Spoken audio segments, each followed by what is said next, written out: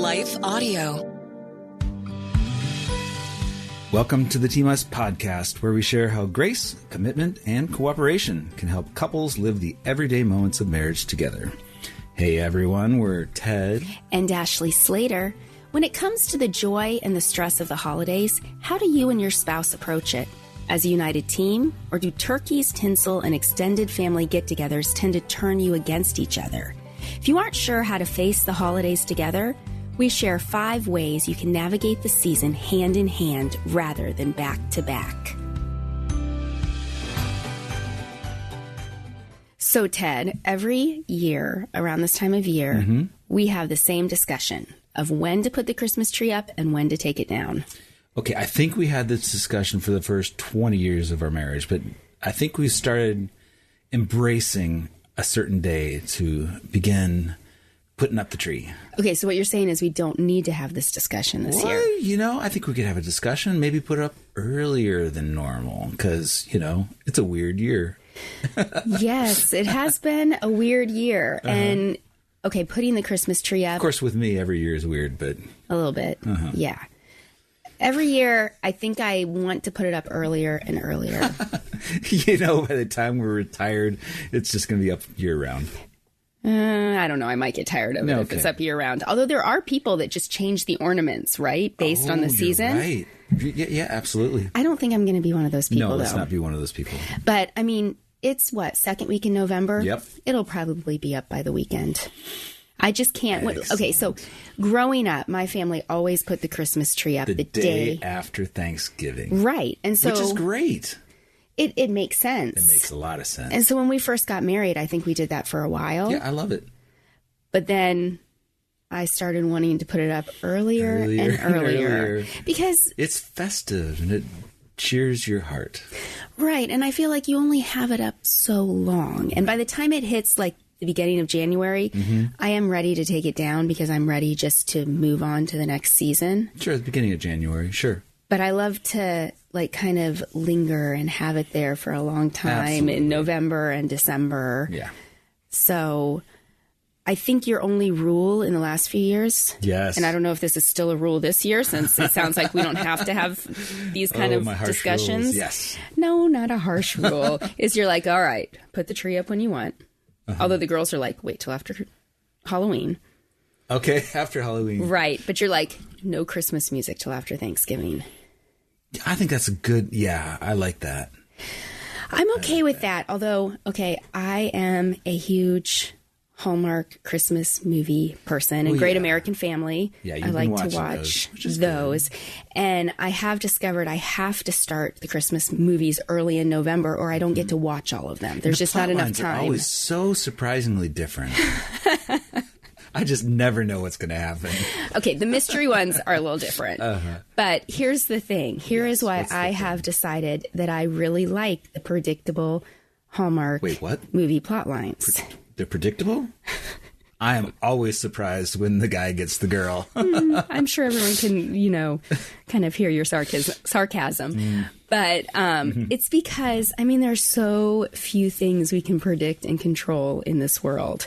It's nice just to sit down and know the storyline's going to go a certain way at hour 23 into it. That's when some sort of conflict hits. Even the girls know to look for that because our daughters, if they're watching it with me, because I've been like, okay, we watch for it. And they're like, what's the conflict going to be? Because the conflict's slightly different every time. But I like the predictability of it's going to have a happy ending. I actually did watch one a couple years ago. And it didn't have the happy ending I wanted, and I was upset. You had invested so much time, and it was like a downer. Right. I was like, what were they thinking? Anyway, this has totally derailed into a Hallmark Christmas movie discussion. Good. Yes. But let's re-rail. So we have come to, sounds like we don't even have to come to an agreement anymore on when to put the Christmas tree up. But in previous years we have. We've talked through these things. Definitely. Yeah, I've had preferences that were, for some reason, unusually strong. And now I'm like, it just makes sense. The day after Thanksgiving, it's the last big holiday before Christmas, so why not? You mean put it up that day? Sure. No, we're going to put it up before. Wait, what did I say? You just said the day after Thanksgiving. Looks like we're going to have a discussion. Sounds like we're not on the same page after all. I'm thinking this weekend I'm putting it up. All right, well, okay, I can help you the day after Thanksgiving. We're going to talk about how you help with the Christmas tree in just a bit here. Right. But when it comes to the holiday season, Thanksgiving, Christmas, and New Year's, I think that there are a lot of other couples who are also trying to find that happy medium or satisfying compromise as far as how, when, and where the holidays are celebrated. Because I think there are countless opportunities for us as couples to have disagreements or disappointments, which can make it difficult for us to face the holidays as a team. Absolutely. And as we've discovered in our almost 22 years of marriage, because we're going to celebrate 22 years of marriage on December 21st. On the longest night of the year. Agreeing on those details isn't a one and done thing. I think for us, each year is different, and it presents its own decisions and challenges depending on where we live, how old our kids are, or what's happening with extended family. So I think this idea of trying to navigate the holidays together isn't a newlywed issue. It's an issue in all stages of marriage. Yeah. So after a short break, we'll talk about some of those challenges and share 5 ways couples can face the holidays hand in hand.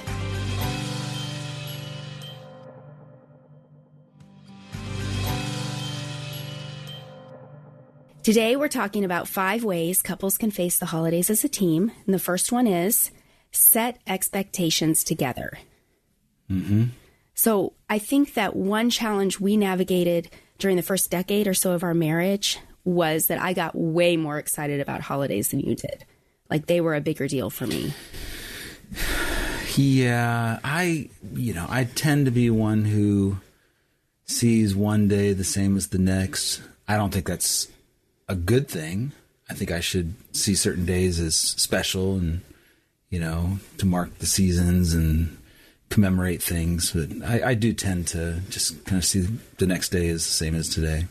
Yeah, and I think, this is an extreme example, but like during that first decade or so, there were moments when I felt like you were a Grinch compared to my buddy the elf. I'm going to mix metaphors. Okay. Bah humbug. Well, we're already mixing movies here. I felt like... Wait. Is this the Grinch after his heart expanded? No. Oh, the pre-expansion heart. Yes. Grinch. Yeah. I mean, maybe now you're the It's Grinch grown a after bit. his heart has expanded. But, okay. Should have said spoiler alert. Sorry. Yeah, who hasn't seen the Grinch at this point? All right. Well, so I felt this the most in my much anticipated Christmas tree trimming. Like without fail, for many of those early years, it felt like you consistently pulled what I'd call a Harry Houdini. It was traditionally a group activity. Oh, like disappear? Yeah, somehow you mysteriously escaped all involvement. Oh. I think I even put it up by myself when I was pregnant with our oldest daughter. I think that's true. Yeah, it wasn't until we started buying real trees, maybe 8 or 9 years ago, instead of using an artificial one, that you really got involved. Yeah, that's kind of weird. We have gotten some really cool trees. I'm telling you. I love that experience. Right. And the thing is, when we first got married, I didn't realize you weren't as excited about holiday activities as I was, because we met and got married in a little over a year, and our wedding was at Christmas. So I just assume you loved Christmas like I did. But we hadn't really gone through the holidays together as a serious couple. That's a great point. Yeah, so it was something I came to discover with time.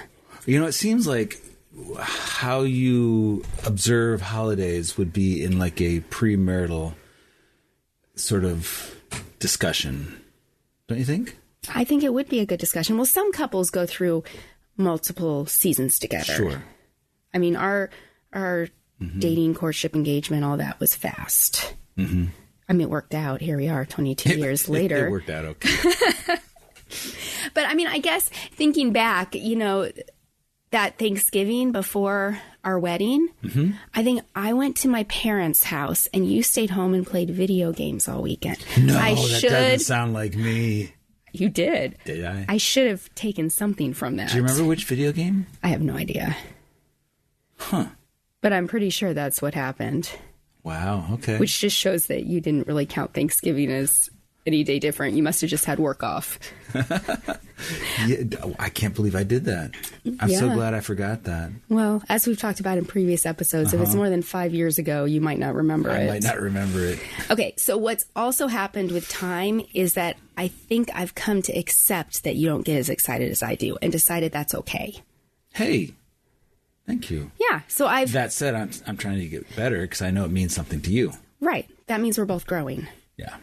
And I think I've stopped pressuring you to enjoy them in the same way that I do. Okay, that's good. Right. But I do also look for small ways to make shared memories this time of year, and we set expectations or make plans together. Ah, yes. Like when we lived in Georgia, there was the expectation that we would cut down a Christmas tree together as a family, and you'd help set it up. Right. And then the girls and I would decorate it. Remember that year we got the one that was like, we had this lofted ceiling or cathedral ceiling in one of our houses. And we got a tree that was all the way to the top pretty much. It was so tall. It was amazing. It was. It was hard to decorate. You had to get like an extension ladder to get to the top. It was dramatic. I may have to find a picture of that and like post it on social media. Yep. I mean, now we live in Arizona and trees dry out quickly, so they're a fire hazard. Yeah. So we're back to like an artificial tree. Yeah. But so we both love theater. So that's something else we can make a shared memory for. We go and we look for a production. Absolutely. That we can go see together. Awesome. You know, this year we're seeing Holiday Inn. Mm-hmm. So for those of you listening, as a couple, what do you want this holiday season to be like? It could be you prefer relaxed and simple, or perhaps you enjoy lots of traditions and activity. But if you don't talk about it in advance, you're probably going to experience some unnecessary conflict. And disappointment. Exactly, yeah. So take time to determine together what your holiday expectations are as a couple. It can include how much you'll spend on gifts, where you'll celebrate, what's on the menu, and even who will or will not help decorate the tree. All right. Yes, well, I think that's a great idea. I mean, it's kind of, clinical or structured. And I think structured conversations can feel a little weird for a couple. But I think it would be super helpful, you know, $30 per kid, that adds up. I don't know if you can buy anything for a kid for $30 nowadays. $30 gift card. This is true. Okay. Ready for 2? Yes. Okay. Spend dedicated time together. Yeah. So in the craziness of the holidays, it can be easy to forfeit time with each other. There are so many family activities that we can put off or cancel date nights, but it's important to still get that one-on-one time together. And I think this has been a struggle for us when our girls have been in Christmas shows. Like this year, they're in a local production of the Nutcracker, and one of the performances is on our anniversary. Yep. So we may need to celebrate our anniversary together on a different day, but that's okay, as long as we still celebrate it. I've never forgotten our anniversary, have I? No, you've forgotten my birthday. But I think we've talked about that before. We've talked about that But didn't you say you now sometimes wake up in the middle of the night in a panic? Like, wait. What did I forget? Whose celebration did I miss? I think it probably helps that our anniversary is near Christmas. Yes. That was... Yeah. And it's the winter solstice. Right. Which is cool. Yeah. Not intentional, but it's cool. But cool. All right. So for those of you listening, schedule date nights in advance and then stick to them. Be committed to them just like you would an office party or an extended family dinner. Time together will make sure that you stay connected in the hustle and bustle of the season. And I think when you stay connected like that and you make time for each other, that also helps you have less conflict because you're communicating and you're investing in each other. Yeah. And again, that can, scheduled dates can feel a little forced or whatever, but I think it's a great idea. It's a good thing to do. I mean, it could feel forced, or it could give you the opportunity to anticipate them. Because I'm a planner. I love to anticipate the activity or the trip almost as much as I love to actually take it. Right. I mean, if you're going to Disney World, the week before you actually start driving there, you're feeling excited. You've got this excitement about what's coming up. So, yeah, that makes a lot of sense. And I will say when it comes to actual Christmas, I like the anticipation of Christmas more than the actual day of Christmas. Yeah. I just like all the stuff that builds up to that day. Okay, number 3. Number 3. Serve others together. So the holidays offer a lot of opportunities to pour our energy and resources into others, whether it's volunteering at a church service, hosting a small group Christmas party, shopping for gifts for like Angel Tree or Toys for Tots or Operation Christmas Child. And as couples, we can determine to do so together. Spending time hand in hand, giving to others, not only benefits our community, but creates lifelong shared memories. And now I know we could do better at this one. It's been a crazy couple of years. And the last few times I actually signed up to serve at church, I ended up getting sick and having to cancel. I mean, 2 holidays in a row that I've become a little gun shy of signing up because I'm like, it's gonna happen again. I don't want to let them down. But I'm going to like host our small group Christmas get together at our house. That'd be great, right? So that'll be fun. Yep. I'll stay upstairs. Yes, because it's my small group is all women. But, you know, I think I think Walmart has like Toys for Tots. Or no, they have prison fellowship or something like that where you take it and you buy a gift for the child of someone who's in prison. Incarcerated, right. Right. And I have done that the last couple of years, but we haven't done that together. Maybe we should do it together this year. Sure. Or you fill up a box for... Operation Christmas Child. That might be something to look into soon because that usually is a in advance sort of thing. Yeah. Okay, so we're going to take another short break. When we come back, we'll talk about 2 more ways couples can face the holidays as a team.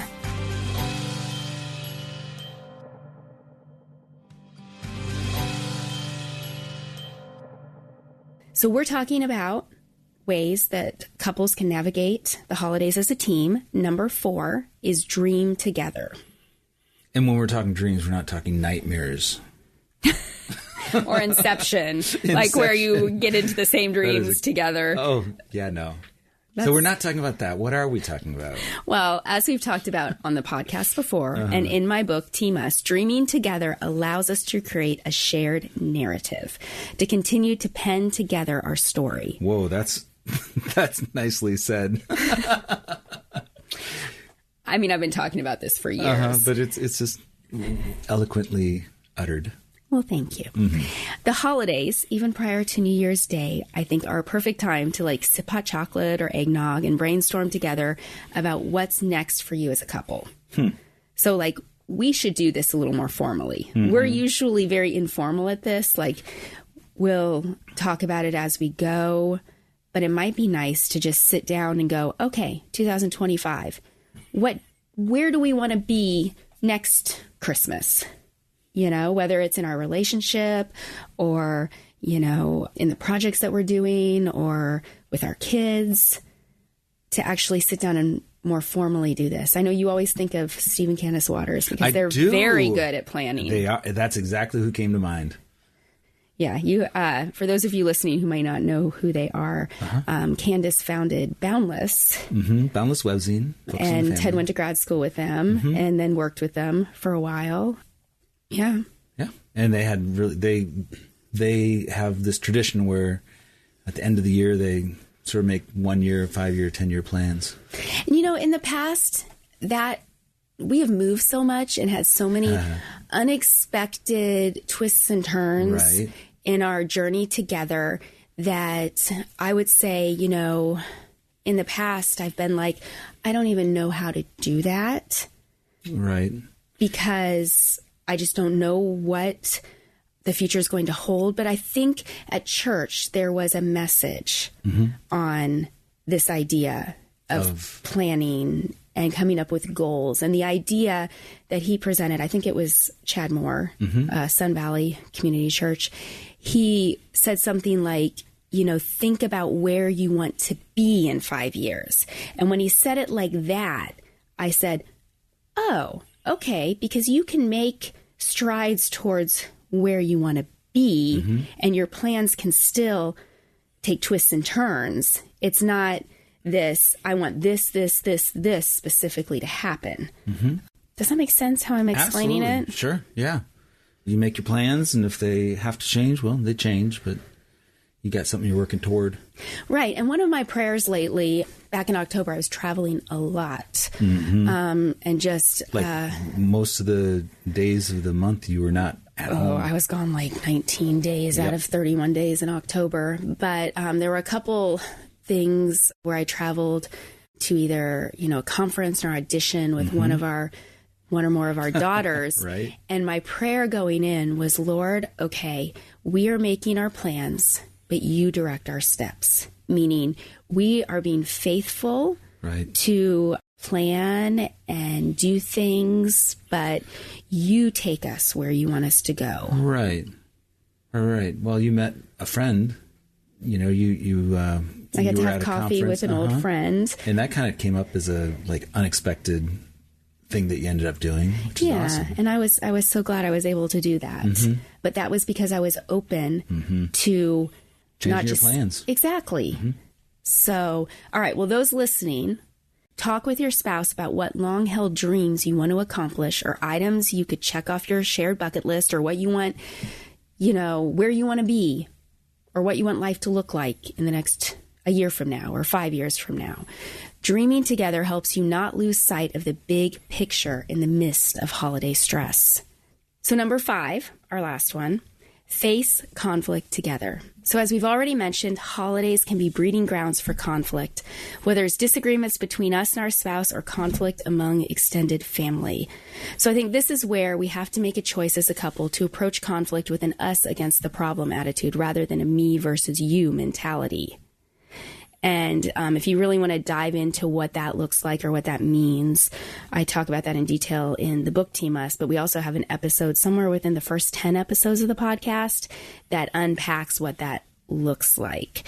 But the basic idea is determine to face conflict with the long-term health of your relationship as the goal. Yes. And I would like to add something here, but I don't know what to add because you summarized it very well. Cool. All right. So is it time to recap? Let's recap. Okay. Here are 5 ways to face the holidays as a team. 1, set expectations together. 2, spend dedicated time together. 3, serve others together. 4, dream together. And 5, face conflict together. That's a lot of togethers. That's what I was thinking. I was going to say, so essentially, do it all together. Do it all together. So after this break, we'll be back with this week's Us Time Challenge.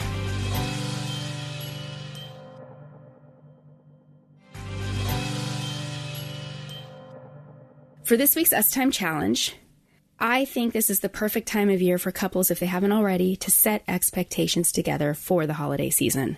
Those of you listening, determine what you want this holiday season to be like, and then come up with some plans to accomplish that. Right. And if your spouse has some ideas that were not something you had considered or aren't a priority for you, maybe consider making it a priority, kind of bend with it. And if, on the other hand, if you got some expectations for things and your spouse is kind of like, maybe not, again, you got to bend with each other. Don't make it a source of conflict. Right. Just trying to come up with plans. Yeah. And this is an area I have had to grow in because, we probably had over a decade of marriage where I would be quick to dismiss your ideas. Oh. Well, I've forgotten that. Was that 5 years ago or more? Yeah. Well, but we had to have conversations about it. Now I've learned that sometimes my initial reaction is going to be dismiss it. So instead, I will say to you, oh, that's interesting. Can you give me some time to think about it? Sure. That's great. That's great advice. And so that can be something that can be put into practice if, like you were talking about, you may want to dismiss something your spouse suggests. Like a family of Olafs in the front yard. Oh, that would be kind of fun. The way you said that. Oh, that would be kind of fun. Well, now I'm thinking of the Bluey family I saw at Costco. Oh, no. I think they sold out, though. So don't worry. I'm not coming home with Bluey and his family inflatables to put in the front yard. All right. Thanks for joining us on the Team Us podcast. If you've enjoyed this episode, please subscribe to the podcast, and we'd love to have you leave a review over at Apple Podcasts. We're looking forward to next time as we keep talking about how grace, commitment, and cooperation can help couples live the everyday moments of marriage together. Team Us with Ted and Ashleigh Slater is a production of Life Audio and Salem Media. If you liked what you heard today, please take a second to rate and review the podcast in your favorite podcast app so that more listeners like you can find the show. For more faith-filled, inspirational podcasts, visit us at lifeaudio.com.